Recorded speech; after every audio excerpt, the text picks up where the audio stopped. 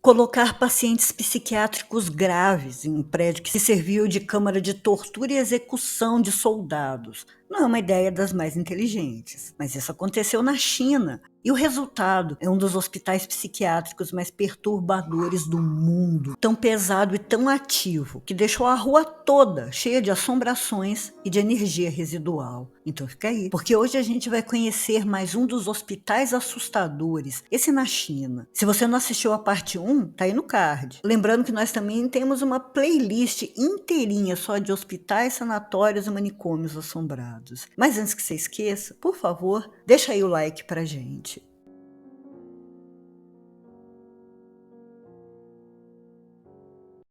Boa noite, eu sou a doutora Plague, abrindo as portas do sanatório. Sejam muito bem-vindos aos Hospitais Assustadores, parte 2. Dizem que o bairro de Sai-Pum é o lugar mais aterrorizante de Hong Kong. Há espectros, sombras e fantasmas circulando por todos os lados. E o epicentro dessa atividade sobrenatural é um complexo comunitário, um prédio de vários andares onde funcionam serviços públicos. Mas voltando no tempo, o prédio que hoje é chamado de a Casa Assombrada da Rua Principal foi no passado um hospital psiquiátrico. E antes ainda, era um alojamento para a equipe de enfermagem que foi da Europa para a China, trabalhar no Hospital Civil do governo. Quando, em 1895, 2 hospitais psiquiátricos já lotados, diga-se de passagem, foram ligados ao Hospital Civil, mais e mais pacientes foram admitidos. E aí a superlotação foi inevitável. Para continuar a acomodar os pacientes, os alojamentos foram desativados e transformados em um novo hospital. No começo, com 23 leitos,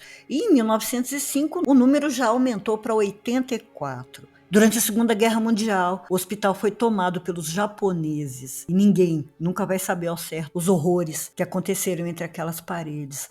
Só eles mesmos. Mas o que se sabe é que naquele hospital, centenas de prisioneiros de guerra e também civis, que de alguma forma ofereciam ameaça à ocupação japonesa, foram torturados e executados. E seus corpos enterrados em valas comuns, no próprio terreno do sanatório. Com a queda dos japoneses em 1945, o prédio voltou para os civis, voltando também a ser um hospital. Mas aí toda a energia do lugar já estava contaminada. Não houve registro de maus tratos ou de negligência com os pacientes, mas o número de internos que tirou a própria vida se jogando das janelas ou sacadas é enorme. Acredita-se que eles estariam vendo e ouvindo as muitas manifestações do lugar e também sofrendo na pele as lembranças e impressões do massacre dos japoneses. Alguns até relataram ver homens sem cabeça, mutilados, sangrando, caminhando pelos corredores ou parados em frente às suas camas. Mas quem ia acreditar, né? Eles estavam lá porque sofriam de perturbações mentais graves. O que eles conseguiriam contando o que viam, o que ouviam, é no máximo um sedativo ou, na melhor das hipóteses, um tapinha nas costas. E quando outro sanatório, bem maior e mais equipado, foi inaugurado, os pacientes de Sai-Pum foram transferidos para lá e o prédio se transformou em um centro para cuidar de pacientes que passavam o dia lá, com atividades, atendimentos, mas iam dormir em casa. Eram pacientes com transtornos bem mais leves, mas até eles continuaram a relatar e a reclamar com os enfermeiros que viam coisas assustadoras. E esses relatos, mesmo vindo de todos os andares, sempre eram mais frequentes no segundo. Ninguém acreditava muito, até que um dia uma enfermeira também viu.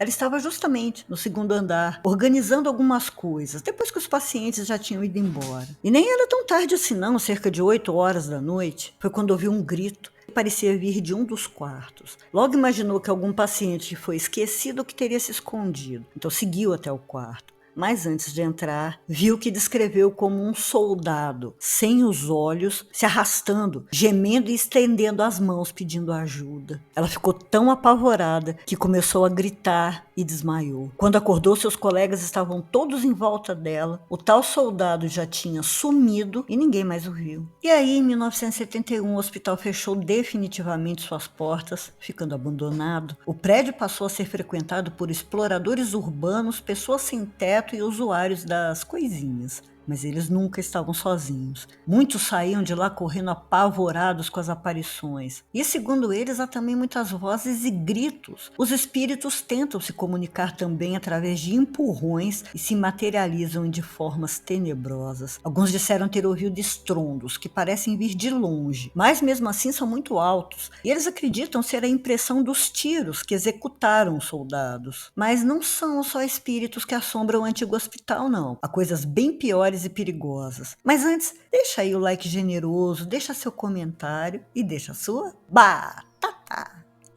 A energia do prédio pode ser bem mais pesada do que se imagina. 2 incêndios destruíram quase completamente a parte mais antiga e ao mesmo tempo que algumas pessoas acreditam que tenha sido provocado por vândalos, outras dizem que o fogo surgiu misteriosamente. Coincidência ou não, os 2 incêndios tiveram origem no 2º andar, justamente o mais pesado. E é também nesse andar que uma entidade maligna e bem poderosa se materializa em forma de um homem, usando trajes chineses antigos que desaparece no fogo, e acredita-se que é essa entidade que aprisiona e se alimenta dos espíritos dos soldados e dos pacientes mortos ali. Um médium disse que essa entidade teria se formado a partir da energia do momento em que os soldados eram torturados e mortos, e que com o passar do tempo precisou de mais e mais almas para fortalecer, perturbando e assustando tanto os pacientes que eles chegavam a um ponto de se jogar, e aí mais almas ficavam para ele. Aliás, espíritos com camisolas de hospital também são vistos. Eles fazem movimentos repetitivos e alguns estão em loop, repetindo seus últimos segundos de vida. Eles aparecem na sacada, pulam e desaparecem antes de tocarem o chão.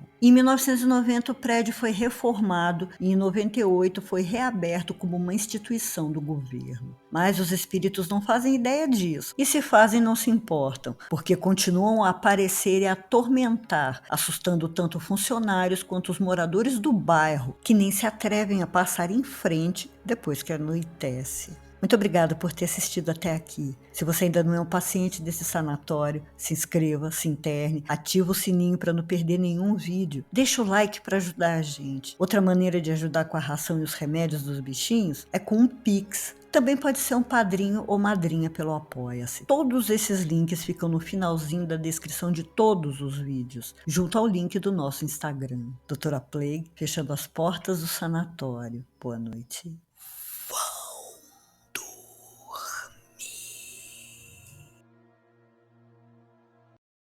E a hora do salve. E quem vai me ajudar é essa coisinha aqui, ó. A nova moradora do sanatório. É a Tônia. Então o salve vai para Fran Souza, que deixou um valeu pra gente no último vídeo. Muito obrigada de coração, Fran. Quem quiser continuar ajudando, tá aí o Pix. Se quiser salve no fim do vídeo, é só avisar. Muito, muito obrigada de coração e beijo no bico.